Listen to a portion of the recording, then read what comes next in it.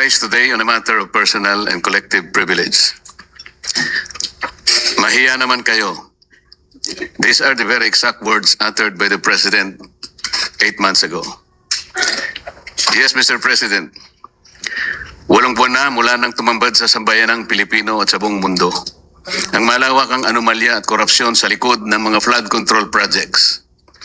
Pagkatapos ng 8 buwan, natukoy na ba kung sino ang mga walang hiya? Since the first Blue Ribbon hearing last August 19, 2025, the public has watched closely, anticipating the outcome of our inquiries and investigations. The demand for transparency and accountability did not subside. It has only grown louder. Despite the increasing public clamor for transparency and accountability, we are stuck in a maze of indecision and complacency, waiting for a report that has long been overdue. Mr. President, as early as December of last year, the minority submitted its observations, findings, and recommendations based on the initial 6 public hearings of the Blue Ribbon Committee and labeled it a minority report, for lack of a better term. Let me be clear. It was not intended to disrespect the committee nor the Senate as a body. Fully aware of the hearings on the flood control anomalies that had not concluded, and in the absence of a committee report, the public has long been waiting. The report was not filed with the bills and index, but coursed through the office of the Senate President, hoping for proper disposition. The minority report was initiated out of our solemn duty to the Filipino people who were eagerly awaiting and demanding for the Senate's decisive action on the nationwide flood control scandal. Our intention was clear from the outset: to uncover the truth, hold people accountable, and propose legislative measures that will finally dismantle the deeply entrenched corruption that characterize our infrastructure projects. Ladies and gentlemen of this chamber, the people have waited long enough. It has been 7 months since the first Blue Ribbon hearing. For far too long, the public have been agitated, disgusted, and tormented by the thought that more than 1 trillion pesos have been openly looted from the National Treasury. Yet to this day, no one has been held accountable except for the small fry. In several instances and interviews, the chairman of the Blue Ribbon Committee has said that a partial committee report is to be released. Last November 24, 2025, the chair stated in an interview, and I quote, "Magsasubmit kami ng partial committee report based on info so far gathered during the previous hearing." Natapos ang Disyembre 2025, walang report. Then on January 14, 2026, during the kapihan sa Senado, another statement was made that the report was still being drafted by his staff, even chiding them for being inept. Are we supposed to depend solely on the capacity and perhaps the willingness of our staff to produce a report that the Filipino people have been waiting for? A report that is not merely a formality but a duty we owe to the public we serve. It was out of exasperation that on January 20, 2026, we took it upon ourselves to formally release the minority report in a press conference to prevent the findings of our inquiry from being stalled while the public continues to wait for answers. Yet again, on January 26, 2026, the chairman once again said that BRC's partial committee report was almost finished. Mr. President, the minority report was not done half-heartedly, nor was it done out of disregard for this institution. It was done because the Filipino people have been waiting for this chamber to tell them what has been found. The submission of a minority report therefore served a simple yet necessary and urgent purpose: to let our people know that something has been done, at least from our side. Sadly, after the minority's press conference, said report was vilified without even the courtesy of reading it. The BRC chairman was even blunt when he said that the place for the minority report is the trash bin. Sa basurahan, a submission anchored in the same hearings, 3 of which he actually presided, the same resource persons, and the same affidavits. Masasabi ba niya ang pangbasura lang din ang lahat ng iyon Kung itatapon sa basurahan ang ulat na ito, hindi ba't para na rin nating itinapon ang lahat ng ebidensya kasama na ang dalawang privilege speeches niya na ginamit sa minority report?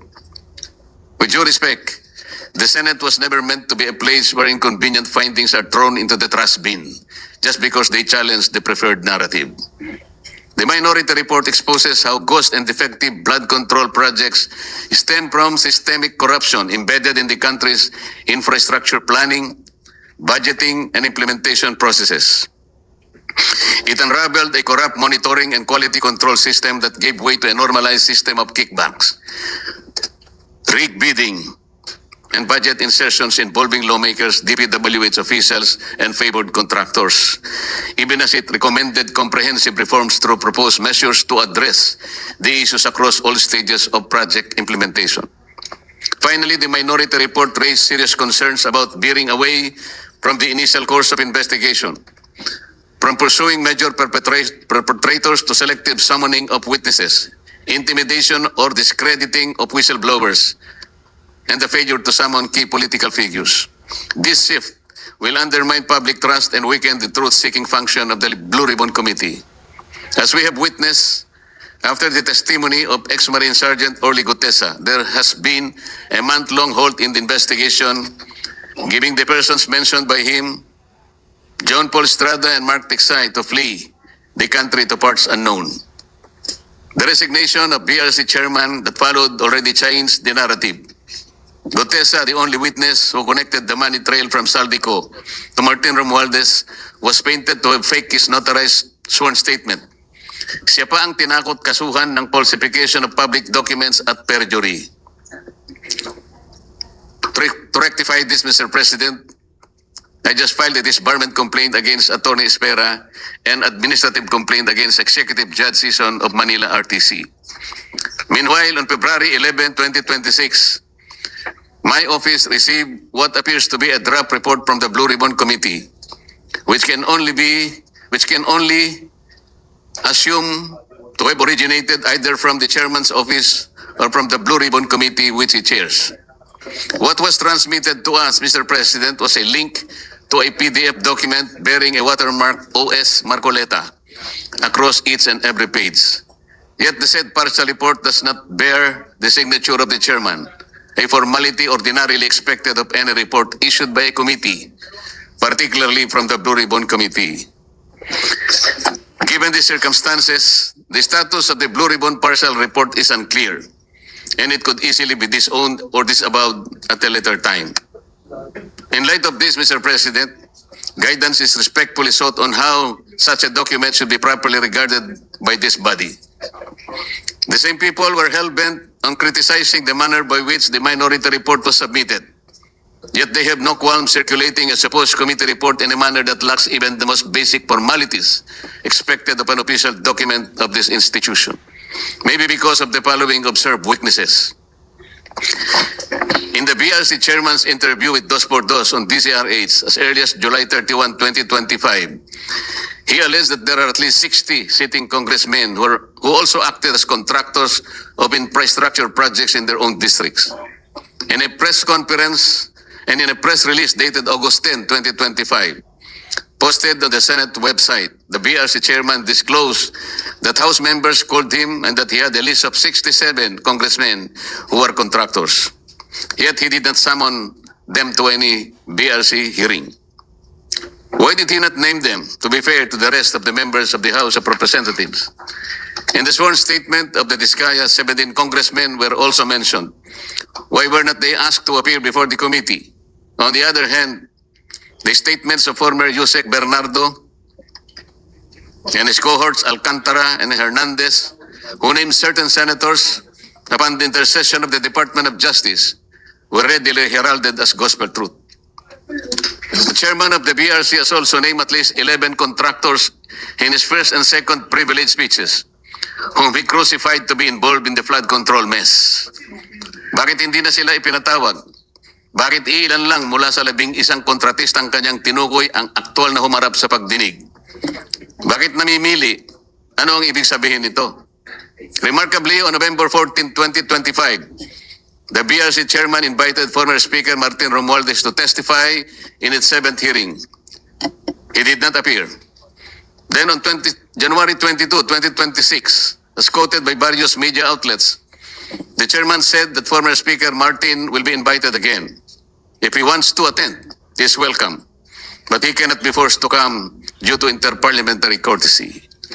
This doctrine can be challenged in the light of Section 27, Article 2 of the 1987 Constitution, which reads, "The state will maintain honesty and integrity in the public service and take positive and effective measures against graft and corruption."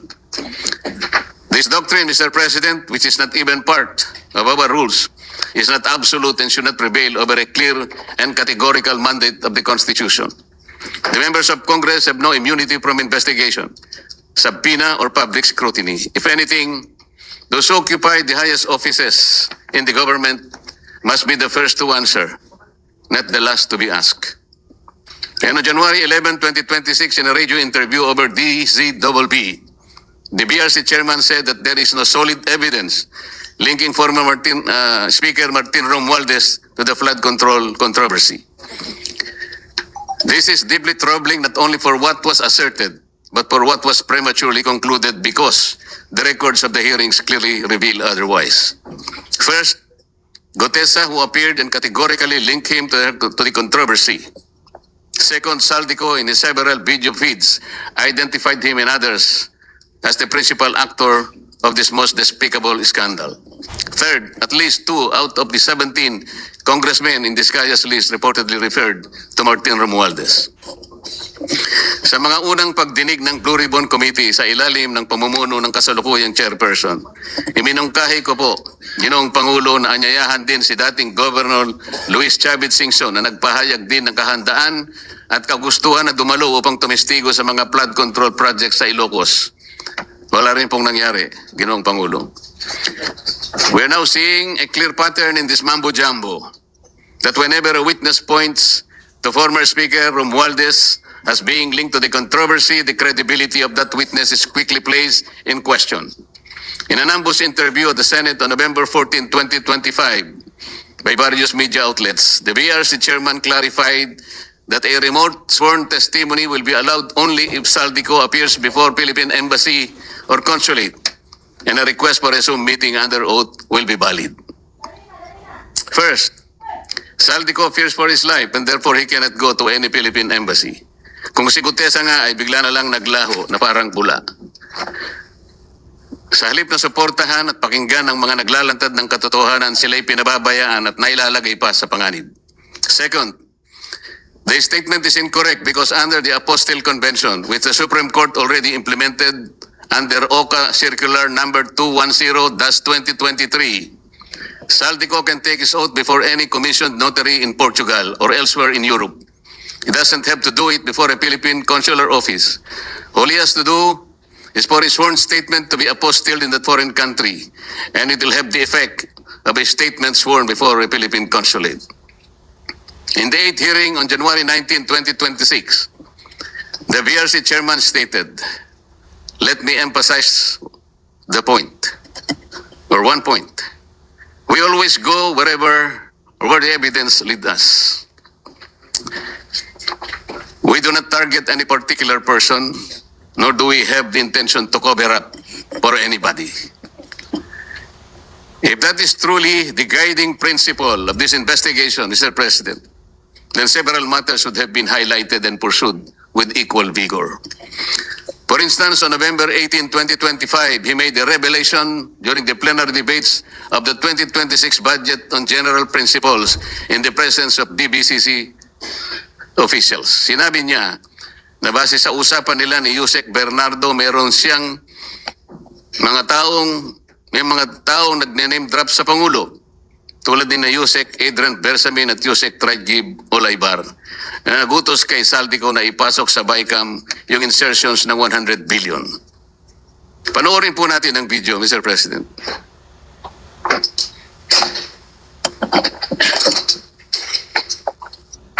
Sabi niya, ang pagkaalam niya, kasama si Yusek Adrian Bersamin. 8 billion pesos, Mr. President, in at least 10 deliveries. the modus that yung arrangement nila is may tigisa silang armor van. May armor van si Yusek Olaybar, may armor van siya, magpapark sa basement ng Diamond Hotel, darating yung van driven by Olaybar, and possibly, sabi niya, hindi siya sigurado, and possibly along with Adrian Bersamin. Bakante yung armor van, ipapark, idadrive yung isang van na puno ng pera. Ranging from 800 million hanggang 2 billion. Umabot ng 2 billion only because sometime in March, yung kanyang date na sinasabi from, I think, March hanggang April, yung delivery. Very good nga raw siya, sabi ni Yusek Olaybar, kasi nakakapag-deliver. Ang biggest kasi naipon, because March 11,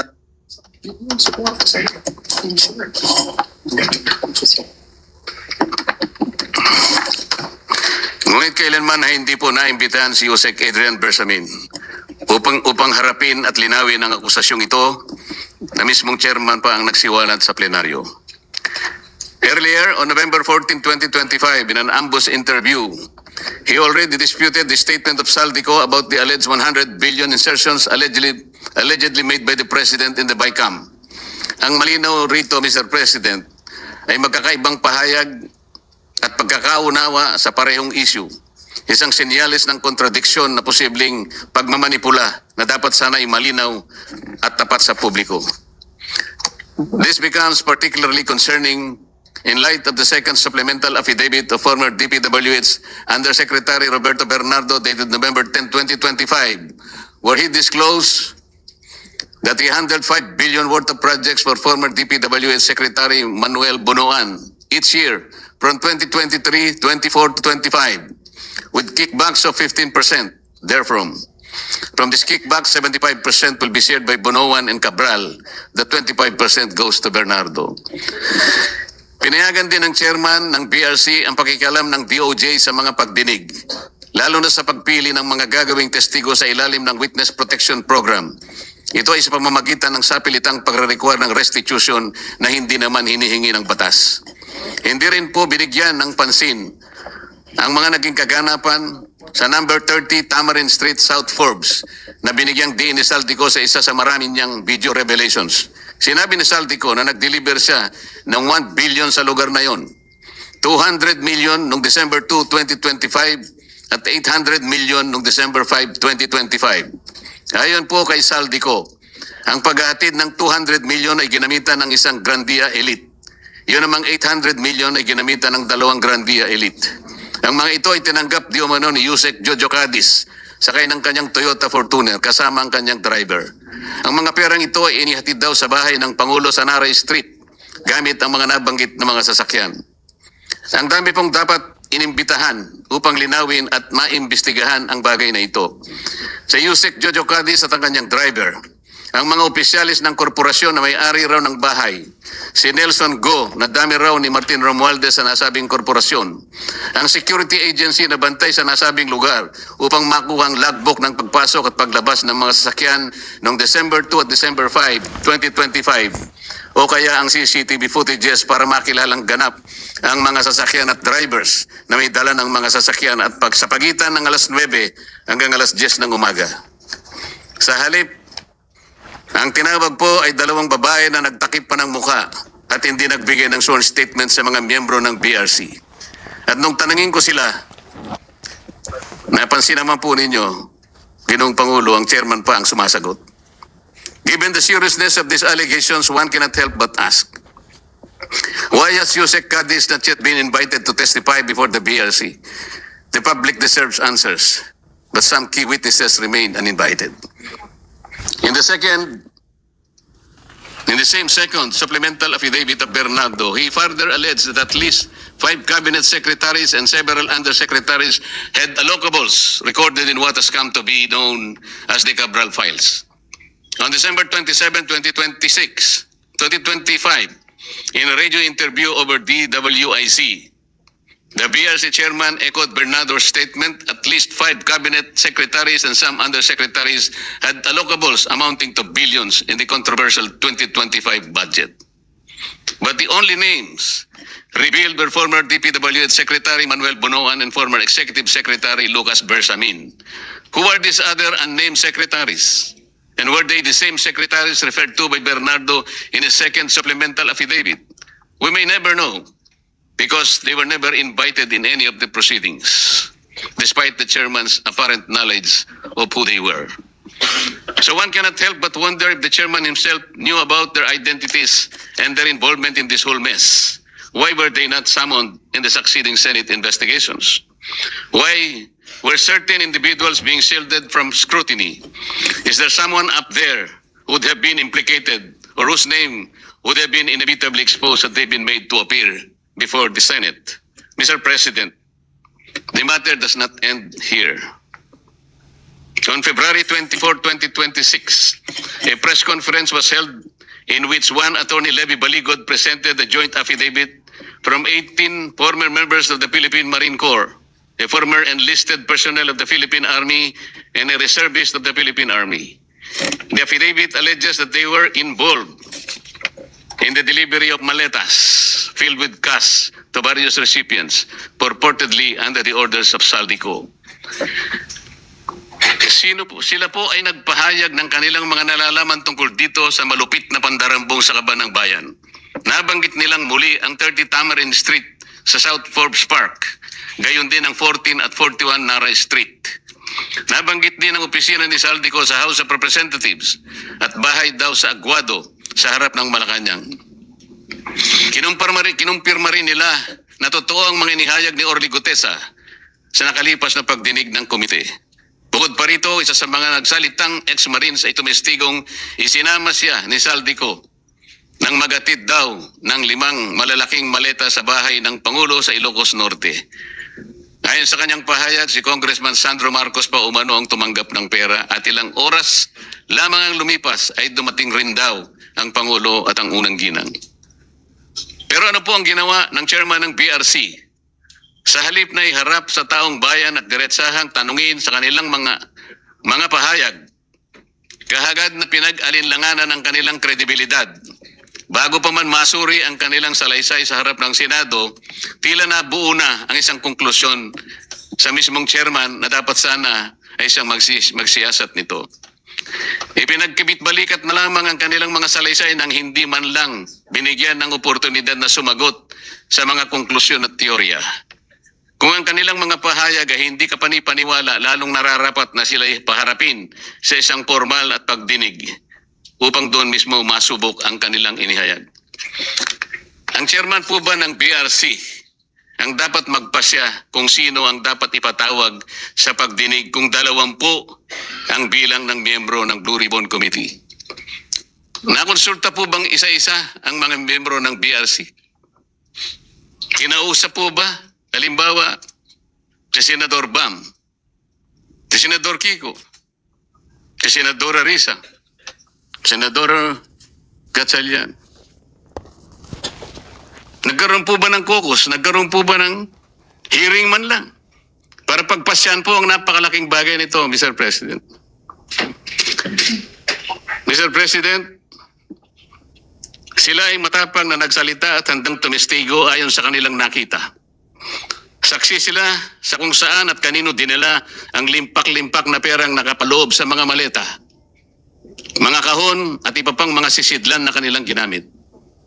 Ano bang patunay pa ang dapat nilang ilabas para lamang sila ay inyong umpisahang pakinggan? O baka gusto nilang ang maleta pa ang magsalita? Hindi raw kapani-paniwala. Sila nga ang inutusang magdala ng pera, Ginoong Pangulo. Kaya ang tanong, ano bang kinakatakutan ng chairman? Ano na po ba ang nangyari sa pagsunod sa ebidensya? O piling ebidensya lamang ba ang susuriin at ipipigat na lamang ang mata sa iba?